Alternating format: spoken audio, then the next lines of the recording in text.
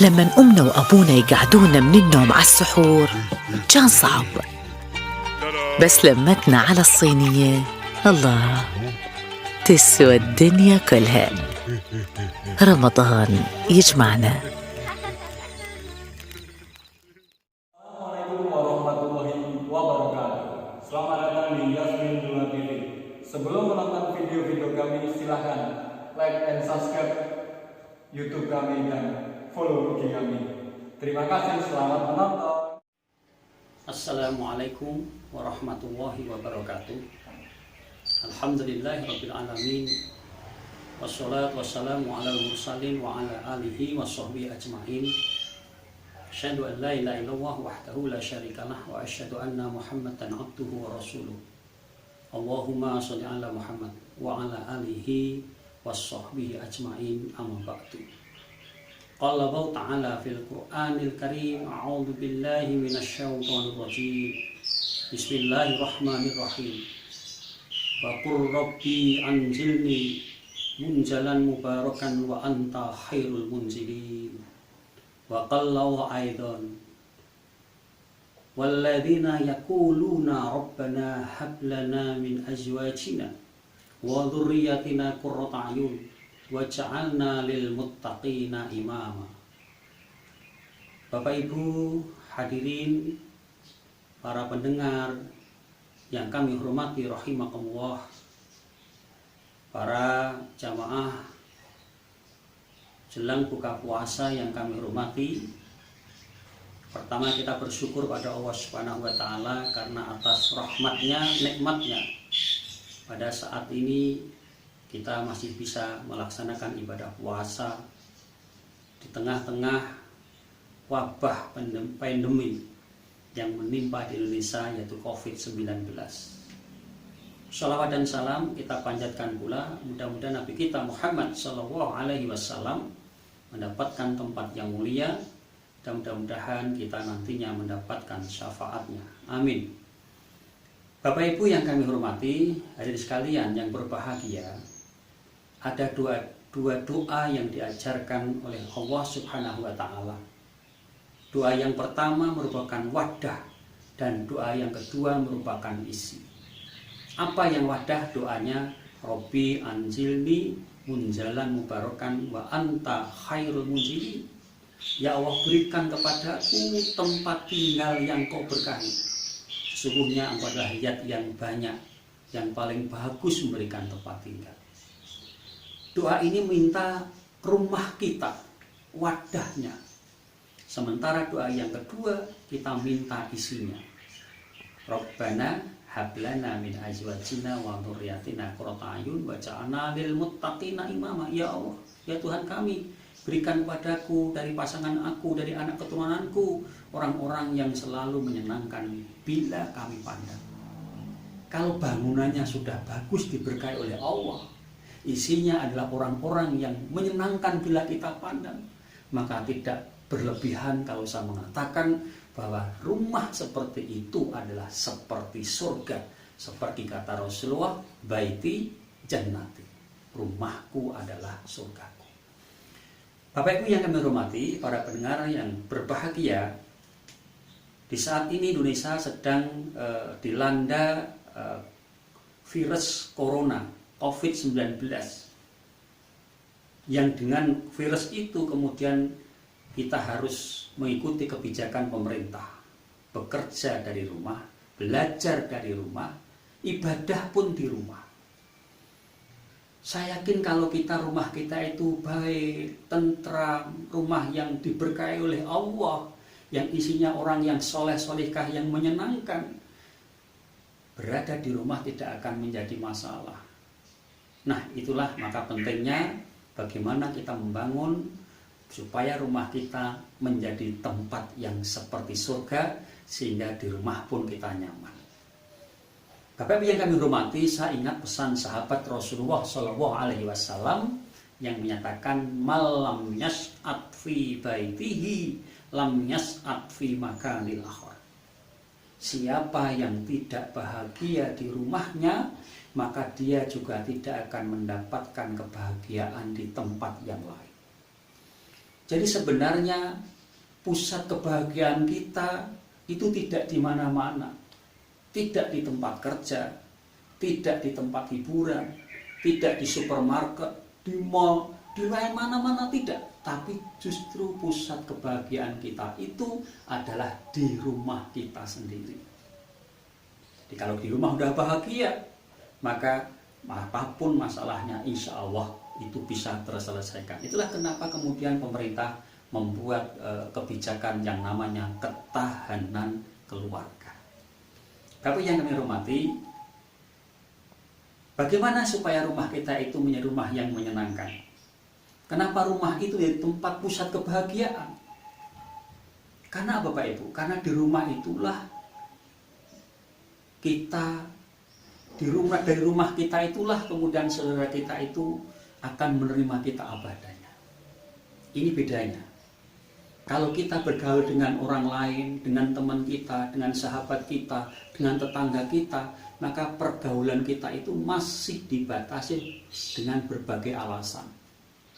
Kita diterima, kita baik karena orangnya baik, karena orangnya pinter, karena orangnya pinter ngaji, karena orangnya dermawan, karena orangnya sabar, tidak pernah marah, suka membantu, dan lain sebagainya.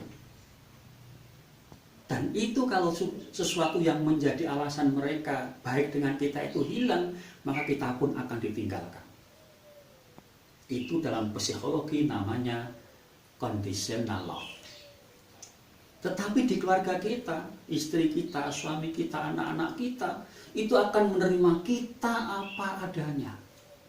Kita mau pinter, mau kaya, mau miskin, mau sakit, mau sedang sedih, mau berpakaian rapi, mau berpakaian apa adanya, keluarga kita akan menerima kita dengan tulus, dengan apa adanya, tanpa alasan apa-apa. Ini dalam bahasa psikologi namanya unconditional love. Cinta tanpa syarat.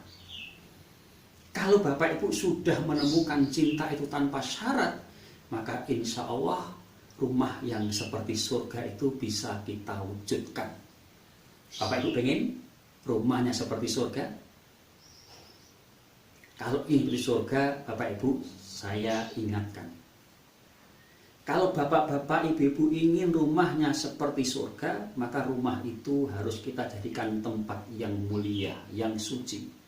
Surga itu tidak ada perkataan kecuali yang bagus-bagus. Maka kalau kita berkomunikasi dengan keluarga kita, gunakan komunikasi bahasa yang bagus, yang lembut, yang mesra, yang menyenangkan keluarga kita. Yang kedua apa? Kalau kita ingin rumah kita seperti surga, maka saya harapkan bapak-bapak menganggap istrinya bukan orang biasa.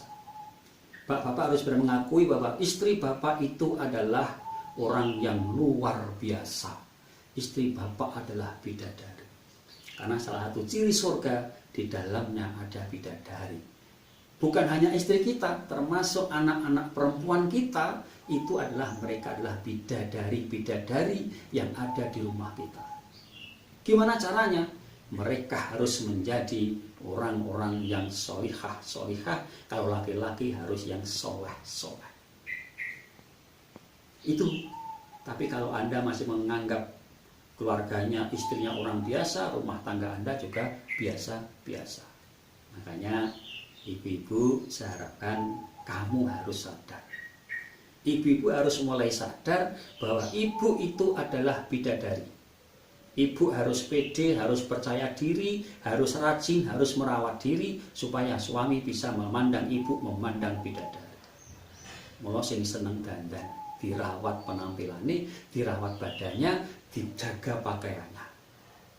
Aja bidadari kok esuk watuk sore mengguk bengi ngantuk. Bidadari kok Masya Allah wis neng omah pakaiane dasteran you can see, rapupuran rajungkatan. Mongane elek kemproh. Ambune pok ping balsem remason. Bojone ngelokke iki bidadari pemak lampir. Ibu harus bidadari, maka harus dirawat. Nah, yang kedua Bapak yang dihormati, supaya rumah kita itu seperti surga, menenteramkan, maka kita harus berusaha berbuat yang terbaik untuk keluarga. Rasulullah bersabda, khairukum khairu li ahlikum wa anna khairu li ahli ma akraman nisa ila karim wa ma'ahunna ila lain. Sebaik-baik kamu adalah orang yang terbaik dalam urusan keluarga. Dan aku Rasulullah adalah orang yang terbaik dalam urusan keluarga. Bapak Ibu jangan mengatakan rumah Anda sudah bagus, keluarga Anda sudah bagus, ketika Anda belum menerapkan di rumah Anda seperti bagaimana Rasulullah memperlakukan keluarganya. Rasulullah itu adalah teladan kita, dan Rasulullah mengatakan, aku adalah orang yang terbaik dalam urusan keluarga. Ma akraman nisa ila karim wa ma'hunna ila laim. Rasulullah bersabda, tidak ada laki-laki yang mulia, suami yang mulia, kecuali yang memuliakan istrinya, dan tidak ada laki-laki yang hina, suami yang hina, kecuali yang mereka suka menghina dan merendahkan istrinya.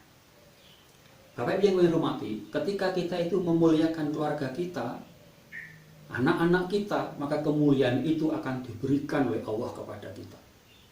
Sebaliknya kalau kita sedang tidak memuliakan keluarga, maka sebenarnya kemuliaan kita juga akan dicabut oleh Allah Subhanahu wa taala, keberkahan kita juga akan dicabut oleh Allah Subhanahu wa taala.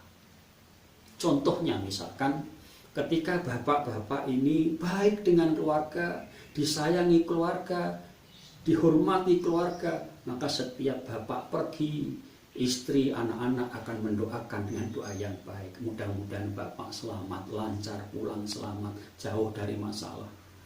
Kepergian bapak di nanti kepulangannya ditunggu oleh istri dan anak-anak, kapan bapak pulang. Begitu bapak pulang, disambutlah bapak seperti seorang pahlawan. Anak bilang, ibu, bapak sudah pulang. Ibu segera bangkit. Dengan bahagianya, dengan senangnya, dia bukakan pintu, menyapa bapak dengan senyum manis. Assalamualaikum, bapak pun kuntur. Alhamdulillah, Bu, nggak ada masalah toh Pak, nggak ada masalah.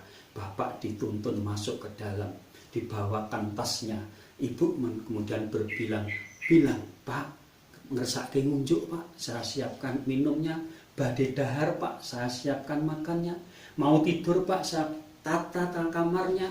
Mau kalau capek Pak, saya pijeti. Masya Allah, Bapak seperti seorang pahlawan yang sedang pulang dari medan perang. Bapak seperti seorang mujahid, orang yang jihad. Tapi sebaliknya, kalau bapak-bapak misalkan dengan keluarganya itu sia-sia, tidak menghormati kepergian bapak, kebahagiaan bagi yang lain. Bapak pergi, senang, istri senang, anak senang. Begitu pulang, bapak pulang, tidak disambut dengan senang. Bapak pulang, istri senang, anak-anak senang. Tidak ada bukakan pintu, bapak buka pintu sendiri. Masuk nggak ada yang menyapa. Masuk kamar bapak ganti baju, nggak ada yang perhatian. Istri enak-enak lihat TV, sinetron, suara hati istri lagi yang dilihat. Istri hanya bilang, melirik bapak, arep ngopo. Wong lanang iso karo wong putri. Kenapa Pak? Kemuliaan bapak dicabut. Bapak pulang dengan gagah perkasa, di kantor dihormati, anak buahnya banyak. Tapi karena bapak sia-sia dengan keluarga, kemuliaan bapak dicabut oleh Allah. Bapak pulang bawa uang banyak nggak ada gunanya. Bapak pinter nggak ada gunanya. Karena pangkat, uang, jabatan, ilmu itu akan berguna kalau ada orang-orang yang menggunakan ilmu kita. Sementara kita tidak dihormati.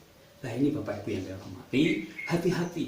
Mari kita muliakan keluarga kita hormati keluarga kita, karena dari sanalah Allah mengirimkan pertolongannya kepada kita.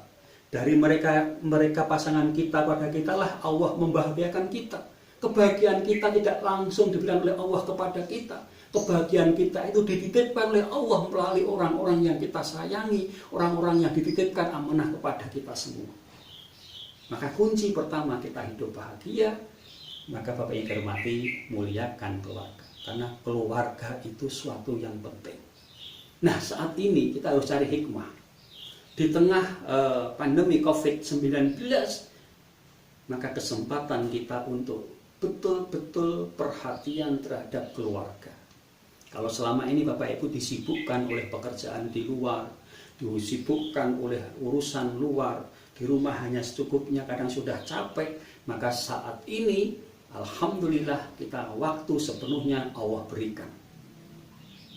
Allah berikan kepada kita untuk konsentrasi kepada Allah, kepada keluarga, bagaimana kita menyayangi mereka, bagaimana kita mendidik mereka, bagaimana kita menjadi pemimpin bisa mengajak keluarga kita untuk beribadah.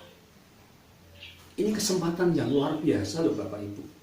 Coba, kita sekarang harus tarawih di rumah, bapak jadi imam, ibu jadi makmum, anak-anak jadi makmum. Masya Allah, sebuah pemandangan yang luar biasa. Bapak itu, ibu itu, rumah tangga yang seperti itu, rumah tangga yang diberkahi, dirahmati oleh Allah Subhanahu wa Ta'ala. Saya yakin Allah akan merahmati panjenengan, memandang Anda dengan rahmat, dan para malaikat pun akan tersenyum melihat bapak dan ibu dan anak-anak sholat berjamaah, tadarus berjamaah. Kita di rumah ibadah bukan berarti kita tidak sesuai dengan sunnah Rasul. Rasulullah pun bersabda, "Jazinu buyutakum bisolah wa qiraatil Qur'an." Hiasilah rumah kamu dengan sholat dan dengan membaca Al-Quran.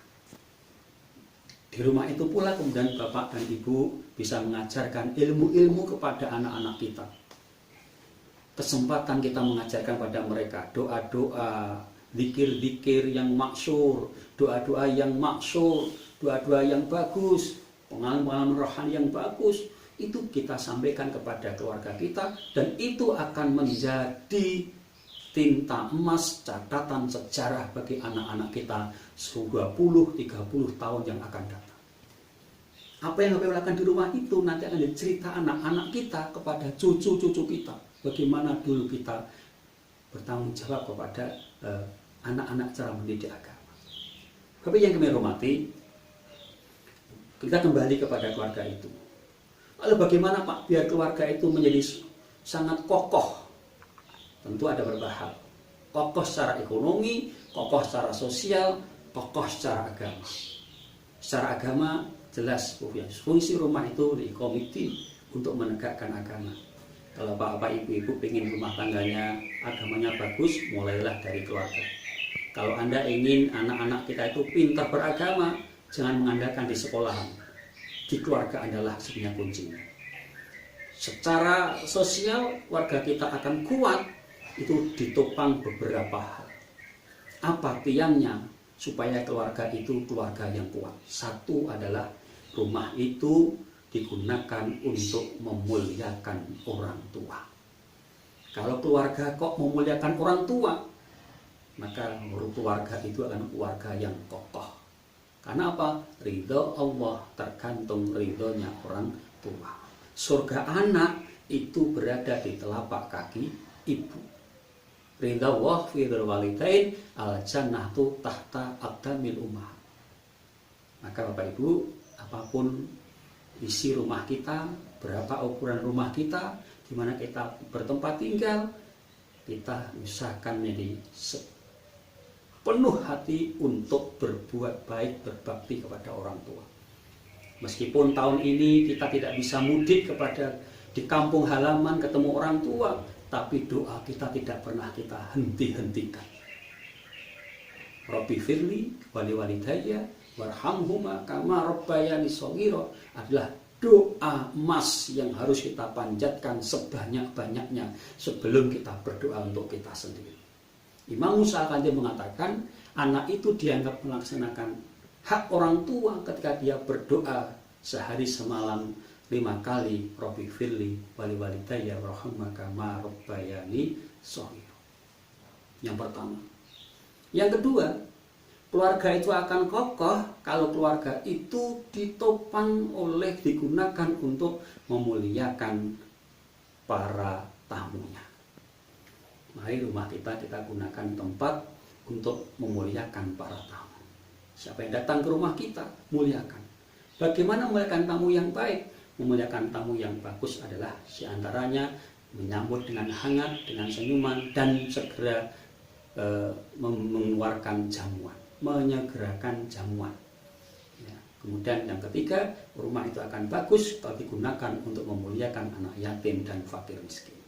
Saya yakin dampak sekarang ini secara ekonomi juga sangat tinggi, tapi kita harus tetap peduli.